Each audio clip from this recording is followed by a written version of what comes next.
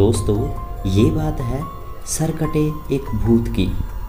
मयंक एक multinational company में branch manager की जॉब करता था। एक दिन मयंक को ऑफिस से घर जाने के लिए लेट हो गया। सर्दी के मौसम होने की वजह से रात भी जल्दी हो गई थी। ठंड भी बहुत हो चुकी थी। रास्ते में चलते चलते मयंक को अचानक एक आवाज़ सुनाई दी, रुक जाओ। मयंक वहीं पर ही रुक गया। पीछे मुड़ के देखा, लेकिन पीछे कोई नहीं था। फिर से वही आवाज़ सुनाई दी, सामने देखो। जैसे ही मयंक ने सामने देखा तो उसे ज़मीन पर कुछ चमकती हुई चीज़ दिखाई दी। मयंक दौड़ के उस चीज़ के पास गया और देखा तो यह कोई साधारण चीज़ नहीं थी, बल्कि एक चमकता हुआ हीरा था। उसने वह हीरा अपने हाथ में लिया। उसकी चमक देखकर मयंक की खुशी का पार न रहा। उसने वह हीरा अपने हाथ में लिया। उसकी चमक देखकर मयंक बहुत खुश हुआ, लेकिन मयंक को कहाँ पता था कि यह कोई साधारण हीरा नहीं है, बल्कि एक मायावी हीरा है।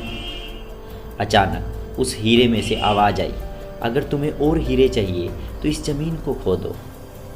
इस ज़मीन के नीचे बहुत सारे हीरे हैं। मयंक खुश हो गया। उसने उस हीरे को अपनी जेब में डाला और ज़मीन खोदना शुरू कर दिया। करीब 2 फीट खोद कर काम करने के बाद अचानक मयंक डर के मारे चिल्लाने लगा।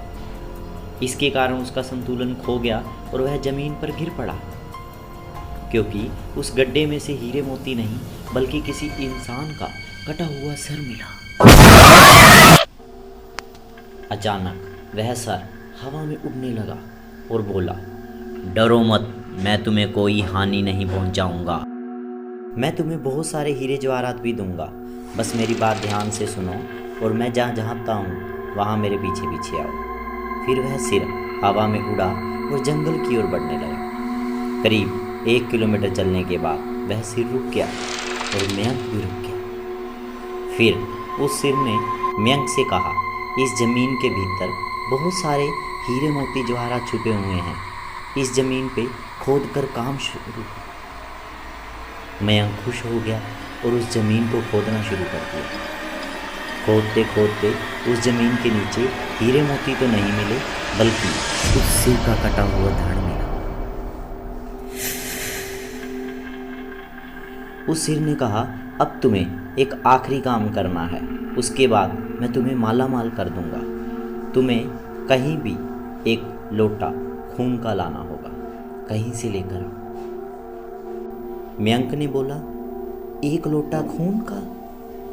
पर मैं 1 लोटा खून का कहाँ से लाऊंगा? उस सर ने कहा, चलो मेरे साथ।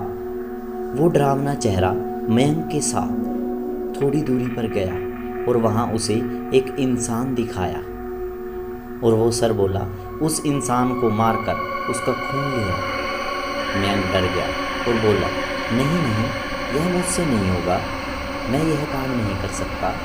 अगर तुमने यह काम नहीं किया तो मैं तुझे बहुत बड़ी मुसीबत में डालूंगा, फिर तुम्हारी पूरी ज़िंदगी नर्क बन जाएगी। उस सिर ने अपने तंत्र मंत्र की शक्ति से एक छुरी और लोटा प्रकट किया और गुस्से से बोला, अगर तुमने मेरा यह काम नहीं किया तो मैं तुम्हारे सारे परिवार को मौत के घाट उतार दूंगा। मयंक ने मजबूरी में आकर उस आदमी को मार डाला और उसका खून लेकर उसके सर के पास गया। फिर वो सिर खून को देखकर बहुत खुश हुआ और बोला, यह खून मेरे शरीर पे डाल दो। उस सिर के कहने पर मयंक ने खून को उसके शरीर पर डाल दिया और थोड़ी ही देर बाद वो कटा हुआ सिर उस शरीर से जुड़ गया। यह सब देखकर मयंक की हालात खराब होने लगी।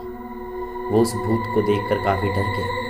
जैसे ही वो जिंदा हुआ, वो ज़ोर ज़ोर से हंसने लगा और डरावनी आवाज़ में बोला, तुमने बहुत बड़ी गलती कर दी, मुझे जिंदा कर दिया। अब मैं सिर्फ तुम्हें ही नहीं, पूरे शहर मौत के घाट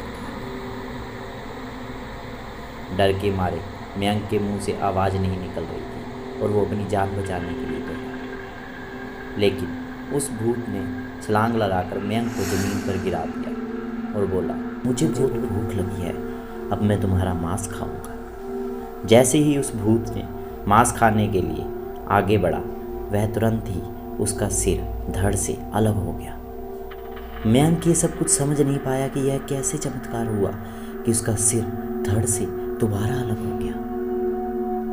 तो मयंक ने पीछे मुड़कर देखा कि एक अघोरी बाबा खड़े थे। उस अघोरी बाबा ने कहा, जब तुम उस आदमी को मारकर उसका खून लेकर जा रहे थे तभी मैंने देख लिया था और समझ गया था कि कुछ बुरा होने वाला है, इसलिए मैं तुम्हारे पीछे पीछे यहाँ तक चला आया और मैंने अपनी मंत्र की शक्ति से उस भूत को फिर से मार दिया। अब तुम निश्चिंत हो जाओ और तुम्हें कोई खतरा नहीं है। आज भी मयंक उस बात को याद करके कांप उठता है। तो आपको कैसी लगी ये कहानी? हमारे कमेंट सेक्शन में ज़रूर बताइएगा और ऐसे ही भूतिया वीडियो के लिए हमारे चैनल को ज़रूर सब्सक्राइब